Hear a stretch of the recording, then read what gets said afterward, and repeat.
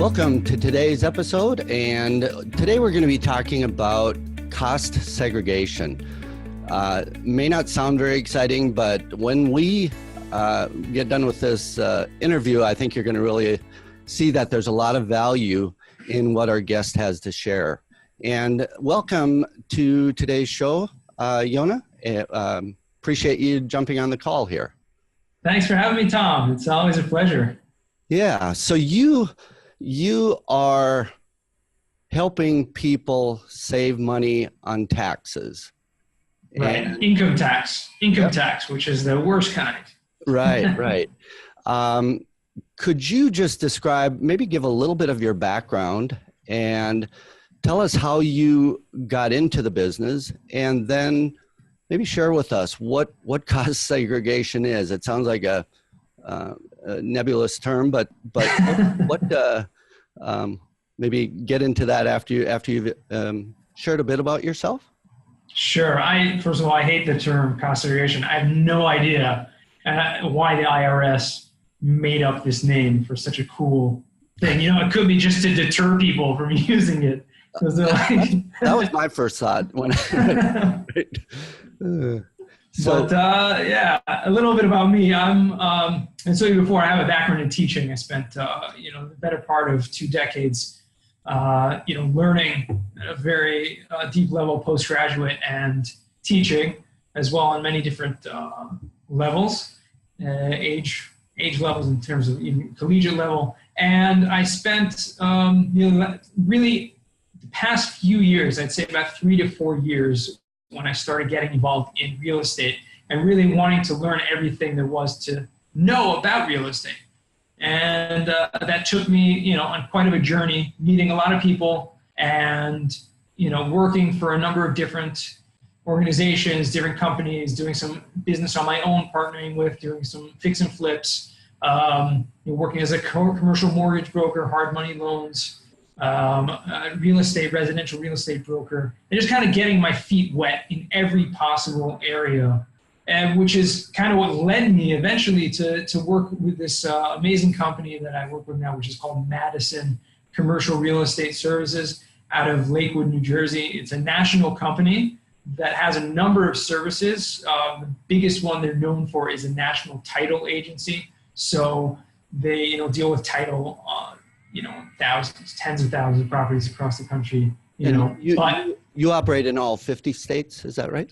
That's correct, yeah. And one of the wings of this company, which I work for, is Madison Specs, which is the cost segregation division. Specs is actually a cool acronym for Specialized Property Engineering Cost Segregation. So it's specs also means like plans, right? Like building plans, but it's a great play on words. So I got involved with them about a year ago on the business side of things and helping to teach, helping to spread the word and bring in more, business across all 50 states. And, I guess we'll talk a little bit more about what it is and how it can massively, significantly, I can't think of a better word, benefit real estate investors, property owners. Yeah. So with that, could you just give a brief description of or explanation of what cost segregation is? Sure. It's another name for it is called accelerated depreciation. So depreciation is an income tax deduction for anyone who owns a investment or business property, right? Not on your personal primary residence. You don't get this deduction. For any other property that you own, you get a deduction on your income tax called depreciation. Now, it's also not such a cool word, right? We like to appreciate things, right? And we like our property to appreciate. And some guy told me a couple weeks ago, I was calling him up about cost segregation. Depreciation. He's like, I want my property to appreciate, not depreciate, And I'm like, no, you don't understand. Depreciation is a deduction that you get on your income taxes. He's like, I don't know what you're talking about. My accountant deals with my taxes. I'm like, okay, man. So you have to explain it. So that's what we're here. Depreciation is a deduction that the IRS allows you to take, and it's based on not the value of the actual property of what it is, like how a bank would look at depreciation in terms of a mortgage, which is an interesting dichotomy. But rather, the day you buy the property, the amount that you pay for it establishes the depreciable basis. So even if you go ahead and flip it and sell it for twice the price, a year later, the next guy is going to start his depreciation on that property for that higher price. So it doesn't have to do with essentially the actual building value or when it was built, but rather what the price was you paid for it. Got it. And with the depreciation, there are different categories and different timelines with depreciation. Could you just explain how that all ties in? Yeah, absolutely. Cost segregation. Right. So the basic lifeline of a property is for residential property. The IRS established the the depreciable life of the property is 27 and a half years. And for a commercial property, which means anything else besides for a place where a person lives on a full-time basis, would be considered commercial, is over 39 years. So that's what's called straight line depreciation.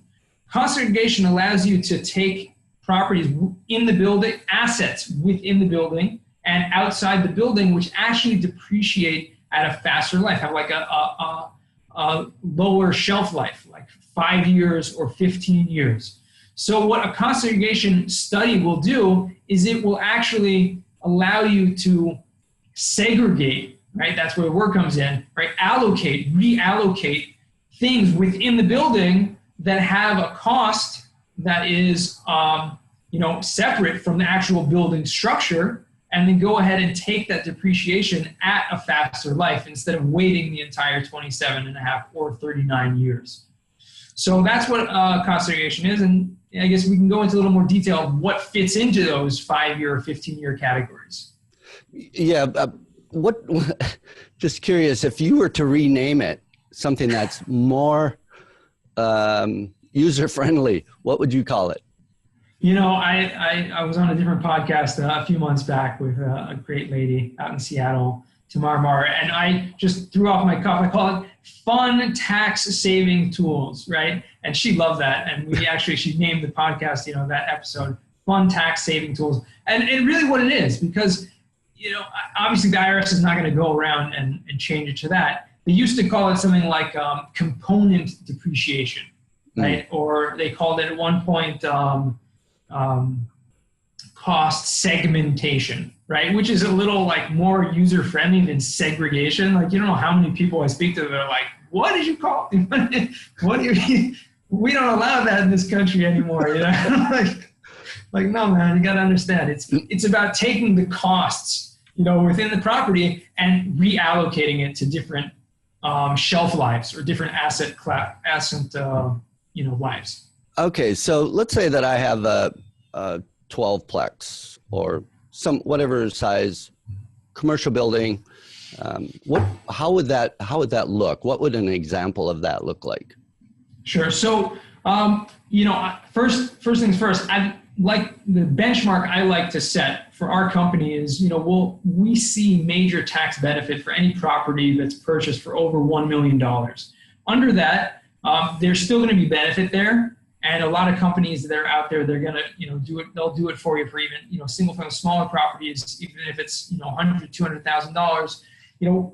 Our company, one of our, the values that we have is that we want to make sure that our clients are getting the maximum benefit. So we don't want to kind of nickel and dime and get, tell you should do this on this property if you're not really going to get major benefit. So that's the first step is if you bought a property worth over $1 million, we can start to talk and see. What ends up happening is the engineer will, like I said, reallocate, go in and take a survey of everything within the building and outside the building and give a value, a price value to that, a dollar value to everything in the building. So let's say you bought a building for $1 million, right? The land, which doesn't depreciate, have to allocate a certain percentage to that, right? You're left over with, let's say, $800,000 of the building.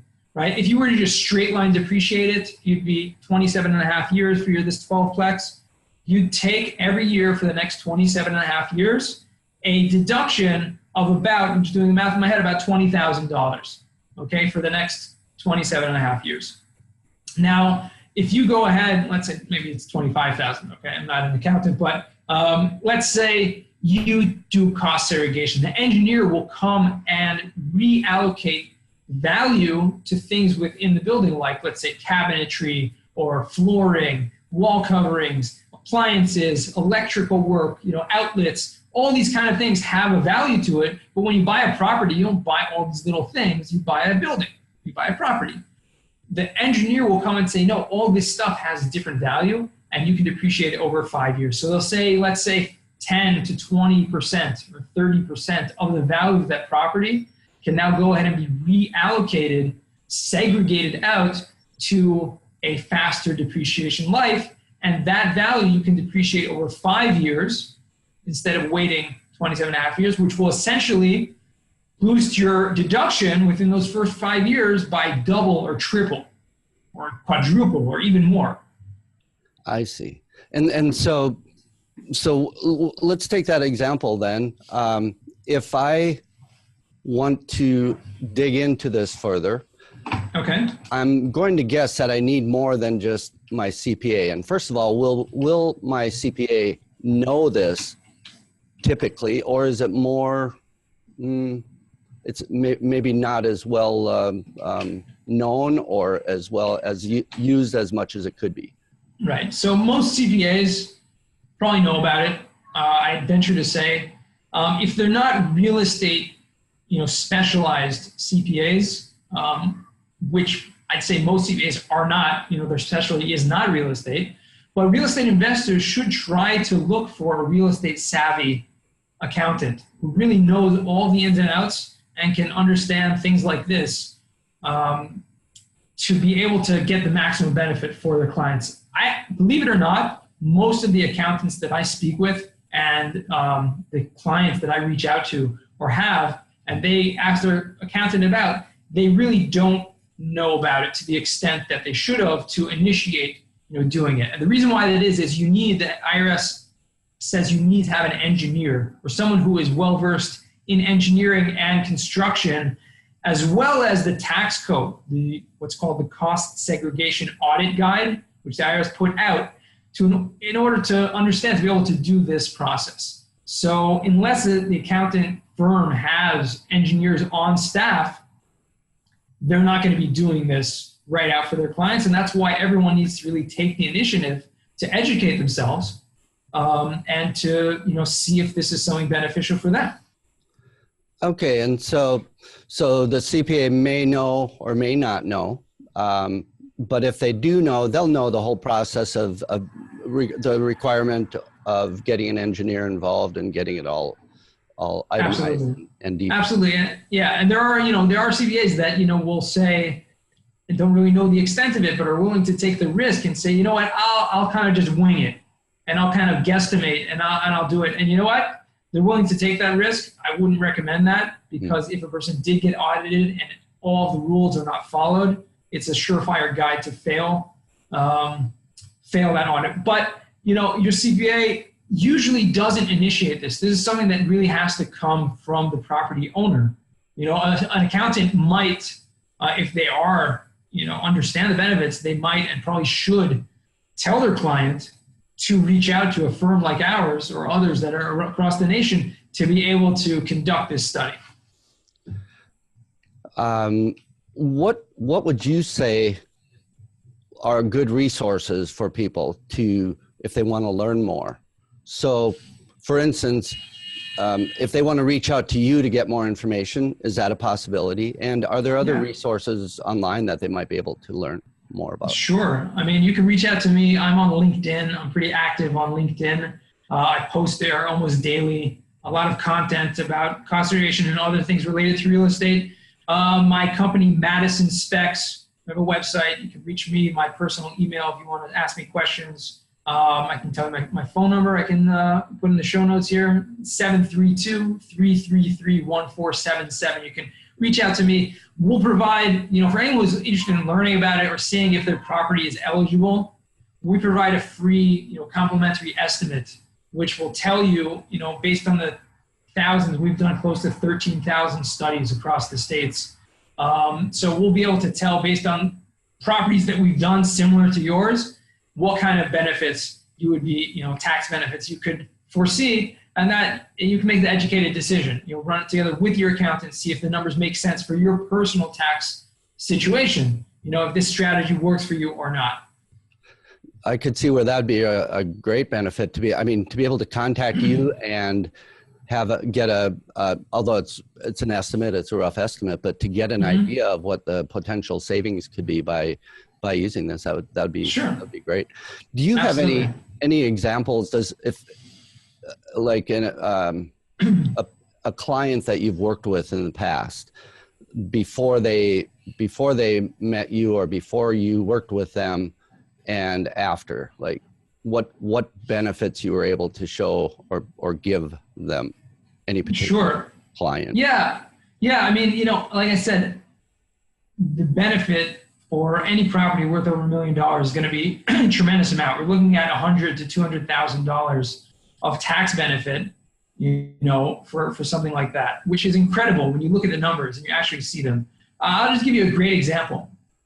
We had a guy who owns shopping malls all across America, and he's heard of cost segregation, but really, never took advantage of it. And he's been buying shopping malls, buying and selling, for years.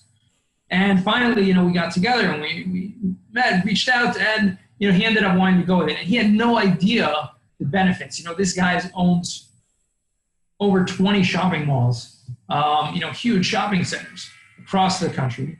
And he's worth over $200 million, right? And he's going to be saving, in the next 5 years, upwards of $40 million in taxes. Wow. Right? So he, and that would be money that he would have had to cut a check to the IRS every year, where he's going to be able to, cut down his tax liability, to almost nothing, and then just keep that money in his pocket, reinvest it, put it to work. And that's really what cost segregation is all about, is keeping the money in your hands. Real estate investing gives so many different ways to benefit you on a tax level. Keep the cash flow in your pocket, reinvest it, make more money with it. Don't just sit on it. Don't give Uncle Sam the money when he says you can keep it, right? That is amazing. Just that little bit of knowledge that your example, that person was able, the amount of results he was able to get by taking control and really making the decision to move forward on something that he may have been procrastinating on for some time. Yeah. So, sure. I'll give you one more quick example that I just last week, and actually an accountant he referred one of his clients, and we work with accountants across the country as well, who will use our company to outsource this for their clients, those that know the benefits, know the advantages. So someone came to me, his accountant referred him to me, and he said, they're going through their taxes and they're just about to file their extension. They've filed, and we're close to the end of 2017. So he's got a few months left. And they're looking at his tax, and he sees, he had this property bought a couple of years back, but never did cost segregation. He didn't need it at the time, the extra deductions. But this year he had, some extra capital gains, and he had some extra income from other sources. And he's a real estate professional, so he gets, extra benefits, which he can use the passive deductions that depreciation allows to offset his active income or other income as well. So this guy said, I just had, about an extra $70,000-$80,000 of tax liability that I needed to offset. I need to offset. Like, I don't want to pay, he's got about a 35% tax rate. He's going to be paying, if you do the math over there, he's going to be paying, how much? Let's see. He's going to be paying about $28,000 to the IRS this year for that tax bill. And he's got other properties and all that. After everything is said and done, and he wanted to cut that down. Why should I pay that? Came to me, we did an estimate for him. Cost segregation comes out, he's got to buy a small property. It's worth a little less than $1 million, but that's going to cut his tax bill down this year, right, by about $70,000, right? So that's basically going to leave him with a tax bill of pennies. Yeah, it's amazing what a bit of knowledge can do, and working with experts, people like you that can really show where the benefits are and show people how to get from where they are now to where they want to be in their tax savings. Exactly. And so do you have any particular book or resource or anything, well, whether it's specifically on this topic or otherwise, do you have anything that you recommend that our audience would be interested in? I would say just continue educating yourself. There are so many resources out there, nowadays with the internet and Google, and, there's Bigger Pockets, which is an awesome website, which has amazing education over there, articles and blogs and podcasts and you name it, webinars, just to learn about, educate yourself. There, I haven't written any books yet, but, I recommend, there's a great book by Tom Wheelwright called Tax-Free Wealth. It's a great book. Talks a lot about has a whole section, whole chapter dedicated to depreciation. It's so big, which he calls the king of all deductions. That's how he named it. And, that's what I would say. Just continue educating yourself. Listen to, obviously Tom Braegelmann's podcast. He's got lots of great people on here. And, see what's out there. Great. Very cool. So what I like to do on as a wrap up is be able to give you the last word. What would you share with our audience as to what they can do, what takeaway would you give them that they can act on, that they can move forward on, that they can get results on? What would you share with that? I would continue the last train of thought where I left off on is education is key. Don't rely on your accountant, to be taking care of your entire tax situation. Learn also. Take the ball, take the reins in your own hands, whatever, parable you want to say over there. But continue learning. There's so much to learn. And in real estate investing, there are so many of things like cost segregation that can add value to your investing portfolio, that can add value to, your long-term goals, where you want to get to. And, if you just sit back and say, I've been doing it this way, I've been doing my taxes like this for all the years, and it's okay, I'm okay paying, whatever it's there. Educate yourself, keep that up. And I'm all for that, in all areas of life. See that there's a bigger picture. Obviously, success is not just about, money. Obviously, I strongly believe that success is about what we're living for, how we can give back, what we can do for others. And, the more money that you have, guess what? The more you can do for others, the more you can help other people. And for me, that's one of my main goals in life, is to help others. And so that's why I love doing these podcasts and helping just to teach people about things they would never know about had they not, come across this. That is. So that's what I'd have to say. Yeah, that's great. That's great advice, and really just taking control, getting out there, doing it, stop procrastinating, and just figure out a way to get to that end result that you're aiming for. So. Thank you, Yona. I really appreciate you taking the time here, and I look forward to the next time we can connect. Awesome, Tom. Thanks for having me. It's been a pleasure.